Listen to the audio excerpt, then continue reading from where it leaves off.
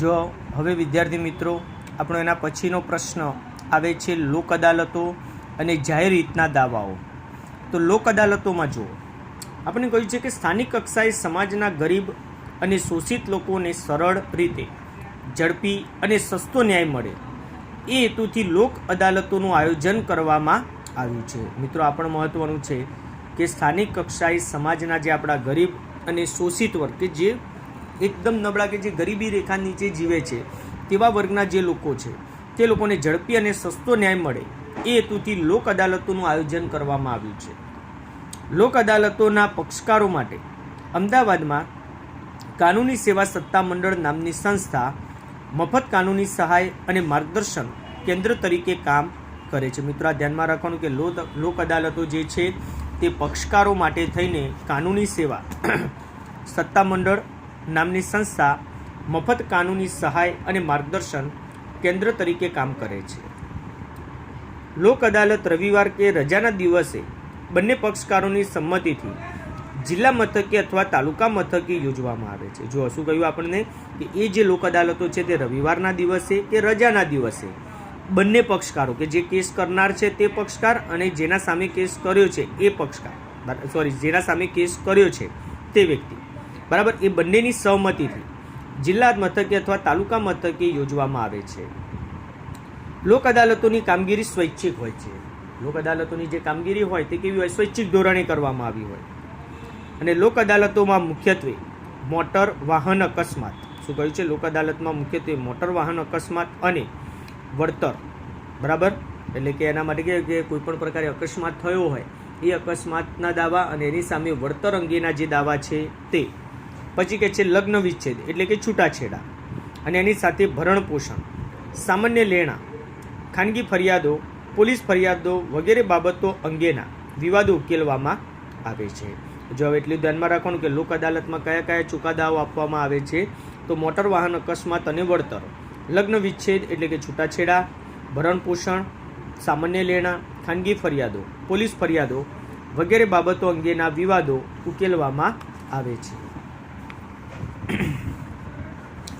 એના પછી કહે છે લોક અદાલતોમાં વકીલોને સ્થાન હોતું નથી. લોક અદાલતમાં વકીલોને સ્થાન ના હોય, પરંતુ સમાધાનની પ્રક્રિયામાં પ્રતિષ્ઠિત નાગરિકો, સામાજિક કાર્યકરો એટલે કે સોશિયલ વર્કર, કેળવણીકારો, પોલીસ અધિકારીઓ, વીમા કંપનીના અધિકારીઓ અને નિવૃત્ત ન્યાયાધીશ કે ન્યાયિક અધિકારીઓ વગેરે ઉપસ્થિત રહે છે. હવે જો લોક અદાલતમાં કયા કયા લોકોને હાજરી આપી શકે છે અને કયા લોકો નથી આપી શકતા, તો વકીલોને એમાં સ્થાન હોતું નથી.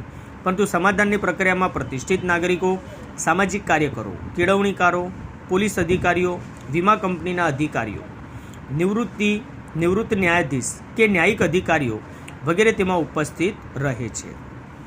લોક અદાલતમાં સ્થળ પર જ બંને પક્ષો વચ્ચે શાંતિથી કાયમી સમાધાન કરવામાં આવે છે. શું કહ્યું આપણને? લોક અદાલતોમાં સ્થળ પર જ બંને પક્ષો વચ્ચે શાંતિથી કાયમી સમાધાન કરવામાં આવે છે. અહીં બંને પક્ષોનું હિત અને માન જળવાય છે. અહીં આપણને કહ્યું છે કે બંને પક્ષોનું જે હિત છે તે અને માન એ જળવાય છે. બંને પક્ષોમાંથી કોઈની જીત કે હાર હોતી નથી.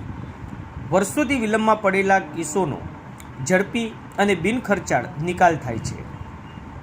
બરાબર, કે જે વર્ષોથી પડેલા કેસ છે તેનો જલ્દીથી ચુકાદો આવે છે. વળી લોક અદાલતના ચુકાદાઓને કાનૂની પીઠબળ પણ પૂરું પાડવામાં આવ્યું છે. એટલે કે લોક અદાલતના જે ચુકાદાઓ છે તેને કાનૂની પીઠબળ પણ મળી રહે છે. આથી જ લોક અદાલતો લોકોમાં આકર્ષણનું કેન્દ્ર બની છે. જાહેર હિતના દાવાઓ, જાહેર હિતની અરજીઓ વડી અદાલત અને સર્વોચ્ચ અદાલતમાં કરી શકાય છે. બંને અદાલતો જાહેર હિતના દાવાને માત્ર પોસ્ટકાર્ડ કે સામાન્ય પત્ર દ્વારા થયેલી ફરિયાદની અરજી તરીકે સ્વીકારે છે. શું કહ્યું આપણને? કે જે બંને અદાલતો છે તે જાહેર હિતના દાવાને માત્ર પોસ્ટકાર્ડ કે સામાન્ય પત્ર દ્વારા થયેલી ફરિયાદની અરજી તરીકે સ્વીકારે છે અને સંબંધિતોને તે અંગે જરૂરી આદેશો પણ આપે છે. જે આપણને જો કૌંસમાં બાબત આપી છે કે નાગરિકોના અધિકારો કે જાહેર હિતના ભંગ અંગે વર્તમાનપત્રોમાં છપાયેલા સમાચારોનો આશરો લઈને વડી અદાલત કે સર્વોચ્ચ અદાલત આપમેળે ફરિયાદ દાખલ કરી કાનૂની પગલાં લઈ શકે છે. એટલે મિત્રોએ ધ્યાનમાં રાખવાનું કે સર્વોચ્ચ અદાલત કે જે વડી અદાલત છે એ કાનૂની કાર્યવાહી પણ કરી શકે છે. એના પછી કે છે દેશના કારોબારી તંત્રની લાગવગ, શરમ, લાલચ કે દબાણમાં આવ્યા વિના ન્યાયાધીશો નિષ્પક્ષ, તટસ્થ, પ્રામાણિકપણે અને નિર્ભય રીતે ન્યાય આપી શકે, પોતાની ફરજો બજાવી શકે તેમજ લોકોને સાચો, પારદર્શી અને ઝડપી ન્યાય આપી શકે તે માટે ન્યાયતંત્રને કારોબારીથી સ્વતંત્ર રાખવામાં આવ્યું છે. મિત્રો, આ પણ સૌથી મહત્ત્વની બાબત છે કે જેમાં આપણને કહેવાય છે કે જે અત્યારે આપણા હાલના જે ન્યુસન્સ છે, જે દૂષણો આપણી પરિભાષામાં કહેવાય કે જેની અંદર આપણને કહ્યું છે કે કારોબારી તંત્રને એટલે કે કારોબારી દ્વારા કોઈપણ પ્રકારે લાગવગ, શરમ, લાલચ કે દબાણમાં આવ્યા વિના ન્યાયાધીશો નિષ્પક્ષ, તટસ્થ, પ્રામાણિકપણે અને નિર્ભય રીતે ન્યાય આપી શકે, પોતાની ફરજો બજાવી શકે અને તેમજ લોકોને સાચો, પારદર્શી અને ઝડપી ન્યાય આપી શકે તે માટે ન્યાયતંત્રને કારોબારીથી સ્વતંત્ર રાખવામાં આવ્યું છે. અને સ્વતંત્ર રહે એ હર હંમેશ જરૂરી છે. કારણ કે જો કારોબારી જો એકવાર ન્યાયતંત્ર પર હાવી થઈ જશે તો કોઈને પણ જે ન્યાય જે કહેવાય સસ્તો અને સાચો જે ન્યાય મળવો જોઈએ તે ન્યાય એમને મળી શકશે નહીં.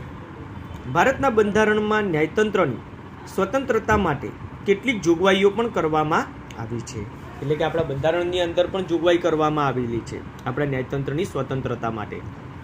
અલબત્ત કારોબારી તંત્ર દ્વારા નિયત કરવામાં આવેલા લાયકાતના ધોરણોને આધારે તેમજ સુસ્થાપિત વિધિ મુજબ બંધારણીય જોગવાઈને આધીન રહીને ન્યાયાધીશોની નિમણૂક કરવામાં આવી છે. મિત્રો, આ પણ મહત્ત્વનું છે કે નિયત અમુક ચોક્કસ લાયકાતોના આધારે કે એના ધારાધોરણોના આધારે કે બંધારણીય જોગવાઈને આધીન રહીને કહેવાય કે ન્યાયાધીશોની આપણે અહીં નિમણૂક કરવામાં આવેલી છે. અને એ ન્યાયાધીશોની નિમણૂક થાય છે ત્યાર પછી તે કહેવાય છે કે તે હોદ્દા પર આવે છે, પરંતુ કારોબારી તંત્ર તેમને હોદ્દા પરથી દૂર કરી શકતું નથી. એટલે કે જે પણ ન્યાયાધીશની ત્યાં નિમણૂક થાય છે એ ન્યાયાધીશને કારોબારીના કોઈપણ સભ્ય દ્વારા તેને હોદ્દા પરથી દૂર કરી શકાતા નથી. ન્યાયાધીશો 65 વર્ષની ઉંમર સુધી પોતાના હોદ્દા પર રહી શકે છે, એમની વય મર્યાદા છે. તેમના પગાર ભથ્થા, નોકરીની શરતો, બઢતી, બદલી, નિવૃત્તિના લાભો એટલે કે જ્યારે નિવૃત્ત થાય તેના લાભો, પેન્શન ફંડ વગેરે બાબતોમાં કોઈ ફેરફાર થઈ શકતો નથી. એમને જેટલી પણ ટૂંકમાં એમને જે ઓપોર્ચ્યુનિટી છે એમની સાથે સાથે એમને જે વસ્તુઓ મળતી રહે છે સરકારી ધારા ધોરણ પ્રમાણે એ બધામાં સમયાંતરે વધારો થાય છે. ન્યાયાધીશોની ફરજ દરમિયાન તેમના વર્તન અંગે સંઘની સંસદમાં કે રાજ્યની વિધાનસભામાં ચર્ચા કે ટીકાત્મક સમીક્ષા થઈ શકતી નથી. એટલે કે એમના વિરુદ્ધમાં કોઈપણ પ્રકારનું કાર્ય કે કૃત્ય કરી શકાતું નથી.